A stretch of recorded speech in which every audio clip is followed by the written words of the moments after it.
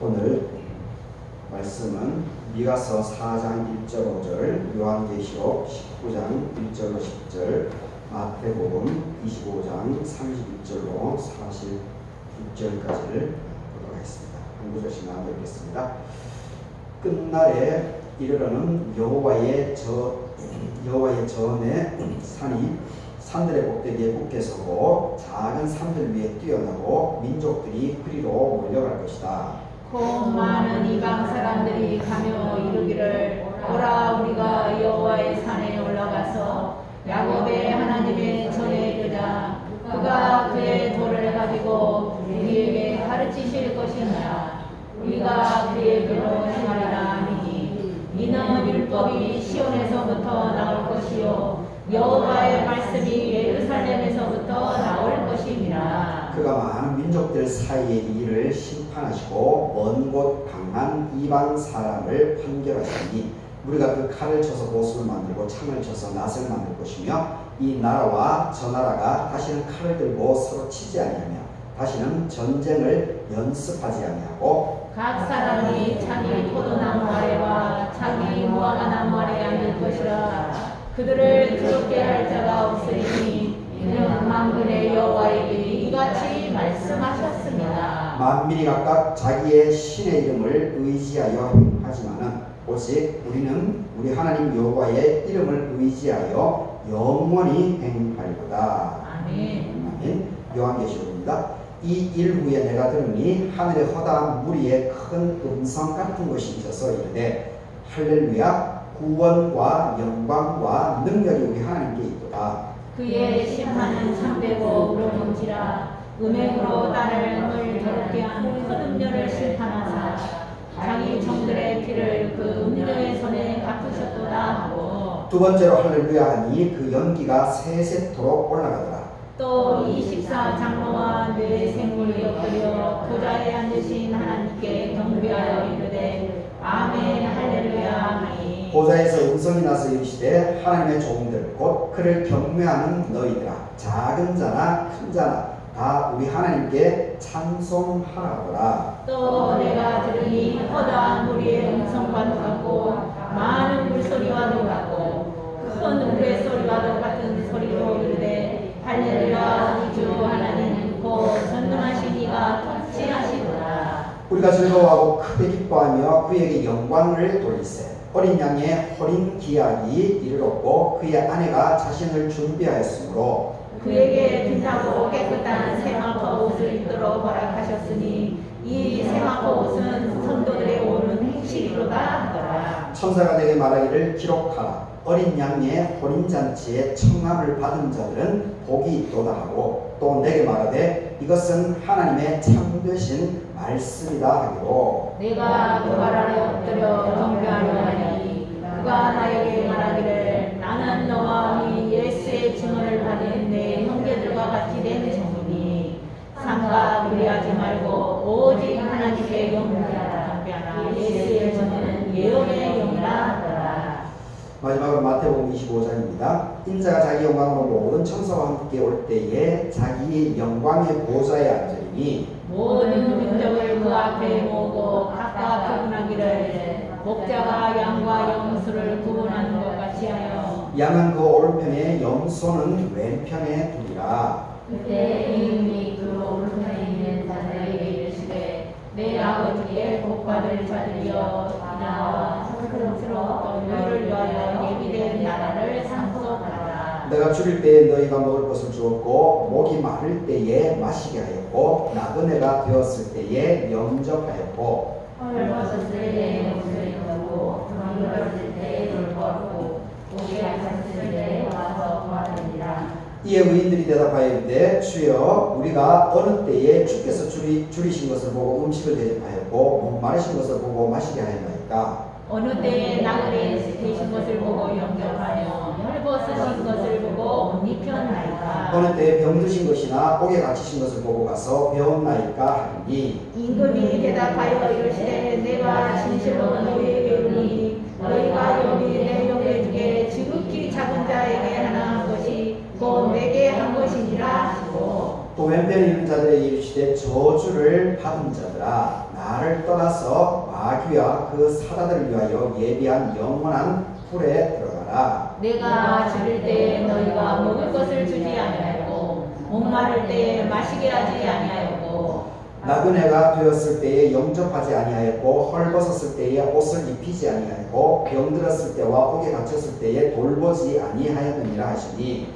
그들도 대답하여 이르되 주여 우리가 어느 때에 주께서 줄이신 것이나 목마르신 것이나 나그네 되신 것이나 헐벗으신 것이나 병드신 것이나 옥에 갇히신 것을 보고 공양하지 아니하더이까. 이에 임금이 대답하여 이르시되 내가 진실로 너희에게 이르노니 이 지극히 작은 자 하나에게 하지 아니한 것이 곧 내게 하지 아니한 것이니라 하시리니. 그들은 영벌에 의인들은 영생에 들어가리라 하시니라. 아멘. 오늘 이 본문으로 작은 자 하나에게 하는 것, 작은 자 하나에게 하는 것 이런 제목으로 말씀을 생각해 보겠습니다. 오늘 성령 나눔 전리 후 7번째 주일입니다. 그리고 대서 전리 지금 첫째 날을 보내고 있습니다. 오늘 예배에 참석하신 여러분들에게 하나님의 은혜가 함께하기를 바라겠습니다. 여름 휴가철이라서 이렇게 가족들이 많이 오시는 것 같습니다. 교회가 굉장히 꽉 차네요. 감사합니다. 그런데 우리말을 알아들으시나요? 그래요? 어느 나라이시나? 아, 덴마크예요? 오, 좋은 데 사시네. 북유럽 쪽. 제가 꼭 가고 싶은 곳인데. 감사합니다. 오늘 지난주에도 종말, 심판의 날, 하나님의 날, 이 종말에 대한 부분들이 이제 세 본문으로 쭉 있었습니다. 그래서 특히 이제 서머나 교회가 이 로마의 핍박 박해가 한참이었을 때에 서머나 교회가 그런 이제 박해 속에서도 이 죽음조차도 받아들이면서 이 믿음을 잘 지켜나가는 그런 부분에 있어서 요한계시록에서 크게 인정하고 그리고 그런 것들을 잘 배워야 된다라는 것을 중심으로 또 살펴보게 됐습니다. 오늘도 이 종말에 대한 그런 내용이 계속 이어지고 있습니다. 이 미가서 같은 경우도 이제 1절을 보게 되면은 끝날에 이르러서는 이런 개념이 나옵니다. 그리고 요한계시록도 보게 되면은 오늘 읽었던 2절을 보게 되면은 하나님의 심판은 참되고 의롭다라고 이렇게 하나님의 심판에 대해서 이 생의 삶을 마치고 하나님께로 갔을 때에 거기에 대해서의 심판이 있을 것이다 라고 하는 그런 부분들에 대한 내용입니다. 그리고 마태복음 25장은 워낙 유명한 부분이죠. 이 31절을 보게 되면 인자가 자기 영광으로 모든 천사와 함께 오게 될 때, 그러니까 예수님의 그리스도의 재림에 대한 얘기를 하고 있습니다. 다시 오심에 대한 그때에 이제 양과 염소, 의로운 사람하고 악한 사람들을 심판하게 될 것이다 라고 하는 것이 오늘 이 마태복음 25장의 내용입니다. 그래서 전체적으로 다 오늘도 이 종말에 대한 이러한 내용을 계속 소개하고 있는 것을 보게 됩니다. 지난주에도 제가 말씀을 드렸듯이 이 기독교에 있어서 중요한 개념들이 참 많이 있습니다. 근데 그 중에서도 바로 이 종말이라고 하는 심판의 날, 하나님의 날이라고 하는 이 종말에 대한 부분을 부분을 우리가 잘 이렇게 이해를 해야 됩니다. 이 종말이라고 하는 것을 잘 이해를 할 때 건강한 종말, 건강한 종말에 대한 이해를 깊이 있게 했을 때에 바로 우리가 이 심판의 날이라든지 이러한 것을 공포가 두려운 마음으로 그것을 받아들이게 되면 그것은 건강한 종말에 대한 개념이 아닙니다. 그것은 어떻게 했든지 악이용 당하게 되어 있습니다.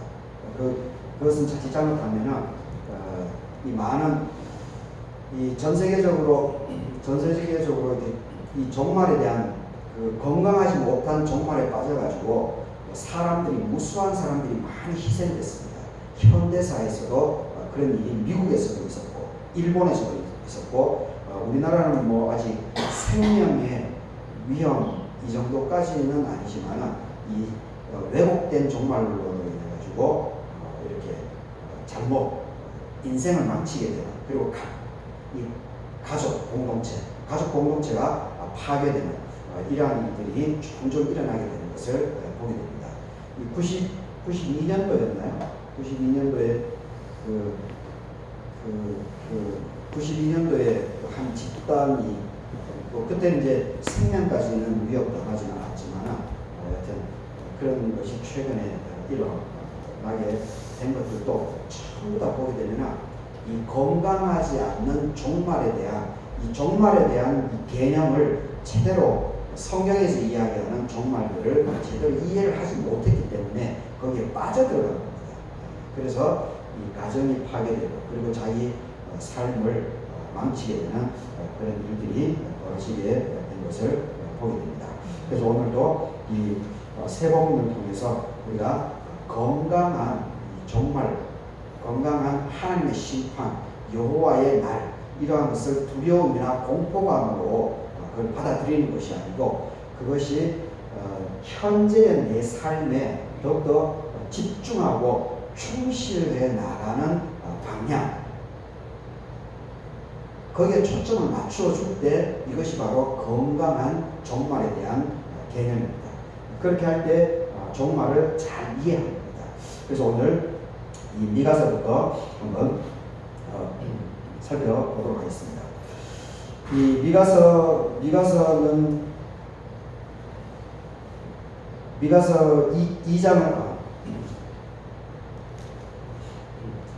2절을 보게 되면 곧 많은 이방 사람들이 밤에 이르기를 오라 우리가 여호와의 산에 올라가서 야곱의 하나님의 전에 이르자 그가 그의 도를 가지고 우리에게 가르칠 것이다. 우리가 그의 길로 행하리니 이는 율법이 시온에서부터 나올 것이고 여호와의 말씀이 예루살렘에서부터 나올 것이다.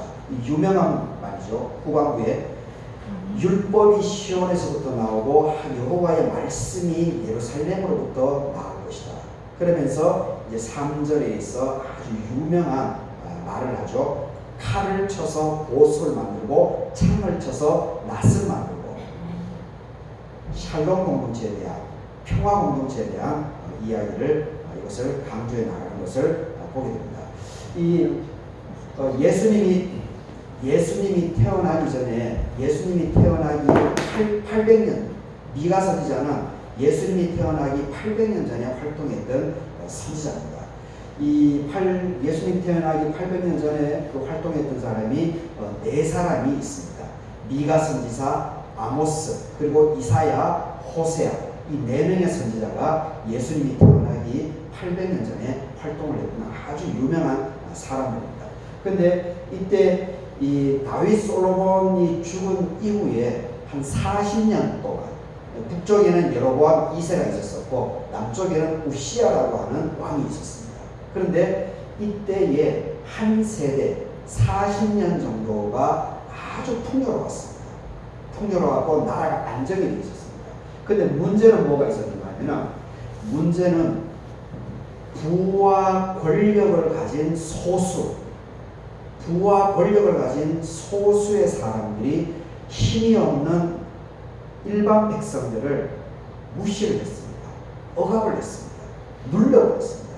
그것으로 몇몇 소수의 사람들의 부와 권력으로 외형적으로는 풍요로웠지만 근데 내부적으로는 그 풍요 속에서 타락을 해나갑니다. 그래서 한 세대가 지나고 나니까 북이스라엘이 어떻게 됩니까? 타락을 하게 되니까 아시리아가 들어오게 됩니다. 아시리아. 그게 이제 721년에 그래서 북이스라엘이 멸망을 당해 버리게 됩니다. 그리고 200년 뒤에 587년에 결국은 또 이 바벨론에 의해서 남유다도 멸망을 당해버리는 일이 그때 벌어지게 됩니다. 그러니까 40년 동안에 외형적으로는 아주 풍성한 것처럼 잘 먹고 잘 사는 것처럼 보였지만 그런데 그 과정 속에서 이 소수의 부와 권력을 가진 사람들이 일반 백성들을 위해서 이 하나님의 정책, 샬롬 공동체의 정책을 펴지 않았던 겁니다.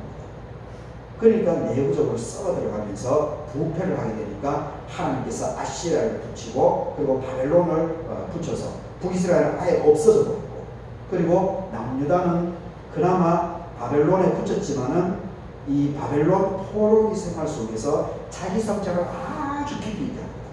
70년의 노예 생활. 그러면서 새로운 시온이죠. 새로운 예루살렘에 대한 이 소망을 강건하게 합니다. 그래서 그 남유다를 중심으로 해서 쭉 역사가 예수님까지도 그리고 지금 2000년의 기독교의 역사가 쭉 펼쳐지게 되는 것을 보게 됩니다. 그래서 2절에서 보게 되면 율법이 시온에서부터 나올 것이고 여호와의 말씀이 예루살렘으로부터 나올 것이다. 이 부분에 있어서 우리가 착각을 하기 쉬운 것이 뭐냐면 이 말의 메인인 겁니다. 말의 시온이라든지 예루살렘 이 장소의 메인에는 여기에 또 문제가 생깁니다. 시온과 예루살렘이라고 하는 것은 바로 하나님이 시작된 곳입니다. 하나님. 원래 창세기 12장에서 이 계보는 어떻게 됩니까? 원래 창세기 12장에서 하나님께서 약속을 해주죠. 누구에게 약속을 합니까? 아브라함이라고 하는 한 사람에게 하나님께서는 약속을 해줍니다. 그런데 그 아브라함이 하나님의 말씀을 순종을 해서 이방 땅을 벗어나죠. 그래서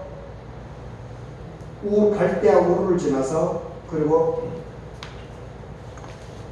예루살렘에 안착을 하지 않습니까? 거기서부터 이제 시작이 되는 겁니다.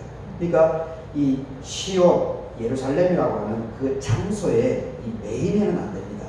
그 중요한 것은 하나님과 함께하는 역사가 시작된 곳이 바로 예루살렘이었기 때문에 시온이었기 때문에 그것을 강조하고 있는 겁니다. 이 정신을 우리가 잘 해야 됩니다. 근데 또 다시 이제 예루살렘 여기에 장소에 국한되게 되면은 이것이 또다시 제국적인 성격을 가지면서 우리의 정신을 훼손시켜버리게 됩니다. 그것이 바로 예수님 당시에 바리새인들입니다. 율법주의 문자에 다시 내어버리게 됩니다. 그러면서 이 모세오경 이 모세의 율법의 정신, 하나님의 율법의 정신, 그리고 예수 그리스도의 이 복음의 정신을 또 훼손하게 되는 거죠. 그래서 이제 예수님께서 다시 오셔가지고 이 바리새인들이 이 율법으로 하나님의 이름을 빙자해서 그 당대 사람들을 억누르지 않았습니까? 그래서 예수님께서 그것과 계속해서 맞받아 싸운 겁니다. 그러니까 율법이 시온에서부터 나올 것이고 여호와의 말씀이 예루살렘에서부터 나올 것이다. 이건 아멘입니다. 그런데 바로 중요한 것은 하나님으로부터라는 겁니다. 중요한 것은 아브라함이 하나님과 만남을 통해서 약속을 받는 거죠. 그 아브라함이 중요한 것이 아니고 아브라함을 만나주신 선택해주신 하나님의 초점을 늘 맞춰야 됩니다. 지금도 통일합니다. 지금도 어느 교회가 유명하다, 어느 목사님이 유명하다, 이것이 중요한 게 아닙니다. 거기에 빠져버리게 되면은 거기에 또 분명히 문제가 있습니다. 사람의 메입니다. 장소의 메입니다. 하나님의 역사라고 하는 것은 언제 어느 때는 다 일어납니다. 대표적인 것이 야곱 보십시오. 야곱이 자기 형 어머니하고 합작을 해가지고 축복권을 장자권을 빼앗아버리지 않습니까? 그러니까 형이 이제 화가 나니까 그 죽음이 두려우니까 도망을 가지 않습니까? 외삼촌 집으로 브엘세바로. 근데 그 과정 속에서 무슨 일이 벌어지죠? 돌단 사건이 벌어지죠. 돌단.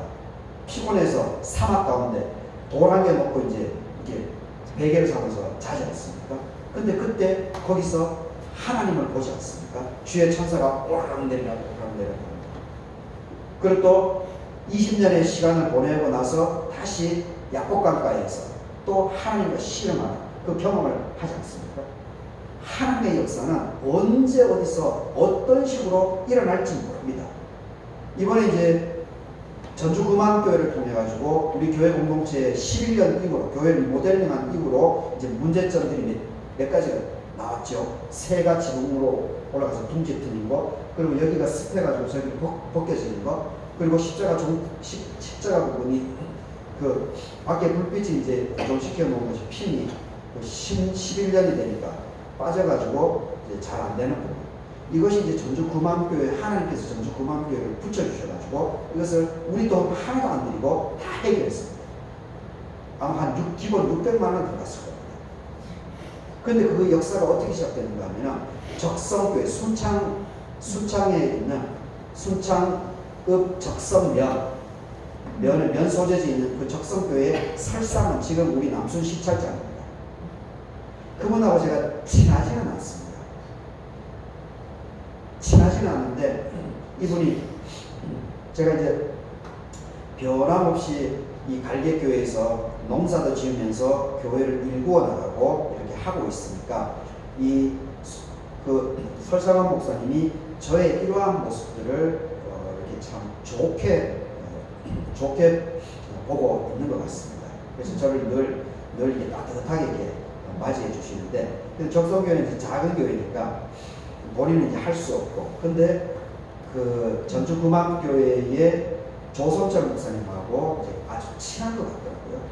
근데 이 금암교회는 이제 규모가 있는 교회니까, 그래서 그리고 금암교회는 매년 그 어려운 교회 2군데나 3군데 교회를 선택해서 이런 작업을 계속 해오고 있습니다. 몇 년째 해오고 있는지는 모르겠지만 3, 4년 전에는 월산교회 부분도 이렇게 금암교회에서 도와줬습니다. 이게 설상원 목사님을 통해서 조성철 목사님으로 들어가서 하나님께서 마음을 움직였기 때문에 우리 교회 공동체에 이렇게 은혜가 베풀어지게 됩니다. 그러니까 저는 그것을 보면서 어떤 생각이 드는가 하면 믿음 안에 있기 때문에 그분들하고 금암교회하고 물론 같은 노예긴 하지만 저도 조성철 목사님을 저는 알지만 그분은 저를 잘 모를 겁니다. 그리고 그분하고 대화를 나눠본 적이 없습니다. 제가 인사를 해도 잘 모를 텐데. 그런데 이제 교회를 도와준 것이죠. 그러니까 이게 믿음 안에 있기 때문에 가능합니다. 믿음 안에서 내 현장이 어떠하든지 간에 열심을 다해서 일구어 가고 있으니까 그것이 통하게 되는 거죠. 그래서 이 손길이 일어나게 된 것을 보게 됩니다. 그러니까 일단 시온, 예루살렘 이런 장소에 매이면 안 됩니다. 하나님의 역사는 언제 어떤 식으로 일어날지 모릅니다. 근데 거기서 이제 하나님의 역사에 쓰임 받기 위해서 하나님의 도구로 쓰임 받는 사람은 뭐냐? 하나님께 초점을 맞춘 사람. 하나님이 사라져 버리게 되면 그 사람은 잠깐 부귀영화가 찾아올지는 모르겠지만 그 지속이 안 됩니다. 3대를 못 간다는 거죠. 그래서 늘 내 상황이 좋던 나쁘던 그런 것들을 잘 감사함으로 어떤 상황이든지 감사함으로 받아들이면서 거기서 하나님께 초점 맞추면서 기도하면서 묵묵하게 나의 일을 하나님께서 맡겨준 내 일이 비록 보잘것 없다고 할지라도 거기에 집중해서 혼신을 다해서 정성을 쏟게 되면 하나님께서는 역사해 줍니다. 그 사람을 도와주고 있습니다. 그게 바로 신구약 성경에 나오는 하나님의 사람들의 다 공통점입니다. 우리가 매주 주일 예배를 드리면서 말씀을 들으면서 이것을 명확하게 잘 인지를 해야 됩니다. 기억을 해야 됩니다. 그리고 내 삶에 그런 나와 늘 동행하시는 하나님을 체험을 해야 됩니다. 느껴야 됩니다. 지금 이 자리에도 하나님께서는 함께 해주고 있습니다. 성령으로. 근데 그것을 자꾸 느껴야 됩니다. 머리로 아는 것이 아니고 자꾸 마음으로, 몸으로 깨닫고 느끼고 그렇게 해야 믿음이 강건해집니다. 그리고 그런 사람들이 아주 귀하게 쓰임을 받게 되어 있습니다. 율법이 시온에서부터 나오고 여호와의 말씀이 예루살렘에서부터 나오게 됩니다. 장소가 아니고 하나님의 초점을 맞추는 하나님과 함께하는 거기에 역사가 일어난다는 겁니다. 그러면서 이 3, 4절에서 이 부분은 이 미가서 4장 1절 5절 이 부분은 이사야서 2장 1절 5절하고 똑같습니다. 그러니까 이 동일한 시대에 활동했던 사람인데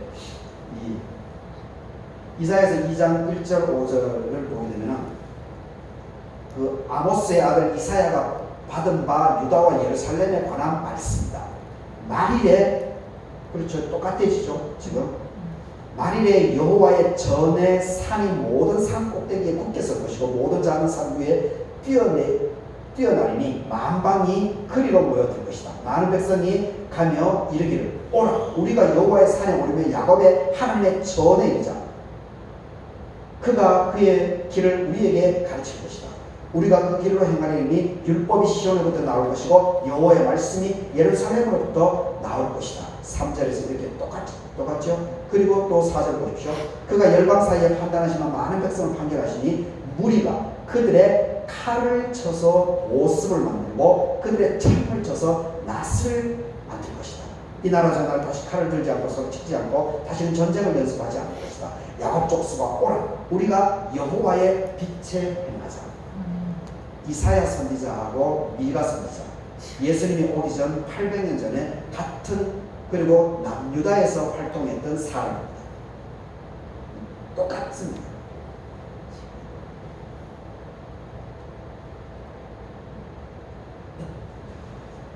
(3절에서) 이제 중요한 부분들이 하나님께서 칼을 쳐서 보습을 만들고 창을 쳐서 낫을 만들 것이다. 그리고 다시는 칼을 들고 서로 치지 않고 전쟁을 연습하지 않을 것이다. 그래서 4절에서 한 사람들이 모든 사람들이 남의 포도나무 아래에서 남의 무화과 나무 아래에서 앉아 있지 않다는 겁니다. 나의 포도나무 나의 무화과 나무 여기서 앉아 있을 거라고.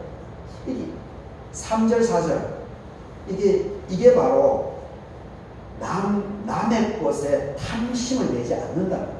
욕심을 내지 않는다는 겁니다. 남의 물건을 훔치지 않는다는 겁니다. 그리고 칼하고 창을 보습하고 낫은 뭡니까? 칼하고 창은 힘이지요. 전쟁입니다. 근데 보습하고 낫은 뭡니까? 농사죠. 생산.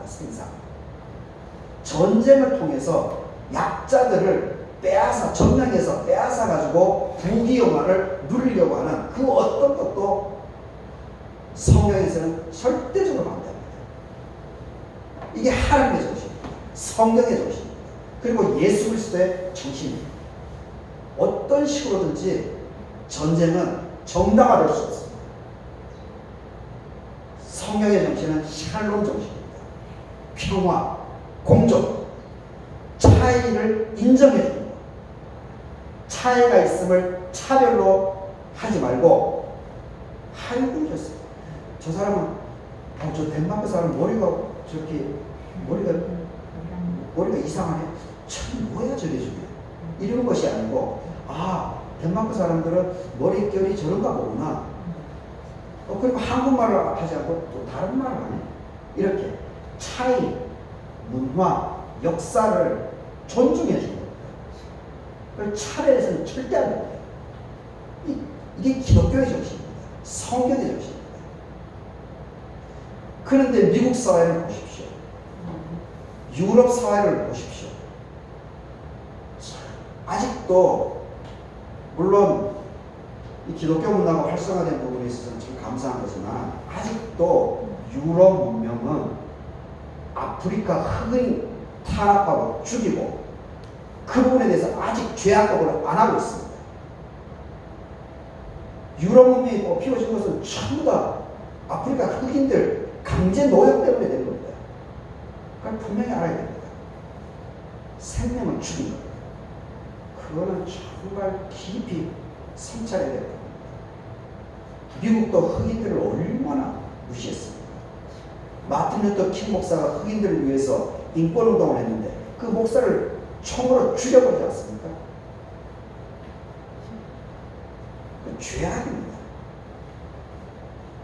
성경은 언제나 평화입니다. 폭력을 철저히 반대합니다. 그리고 차이가 나는 것을 존중해 주라고 가르칩니다. 차별하라고 하지 않습니다. 이게 바로 3절과 4절에서 우리가 깊이 있게 생각해 봐야 될 그런 부분입니다. 그리고 이제 요한계시록에 보게 되면 2절을 보게 되면 그의 심판은 하나님의 심판입니다. 이제 종말에 대한 부분을 얘기를 하고 있습니다. 마지막에 하나님의 심판은 참되고 의롭다라고 얘기합니다. 하나님의 심판은 정의롭다. 하나님의 심판은 잘못될 수 없다라고 얘기합니다. 음행으로 땅을 더럽게 한 큰 음녀를 심판을 해서 자기 종들의 피를 그 음녀의 손에서 반드시 하나님께서는 갚을 것이다. 이렇게 얘기를 하고 있습니다. 여기서 이제 큰 음녀라고 하는 부분에 있어서 해석은 다양합니다.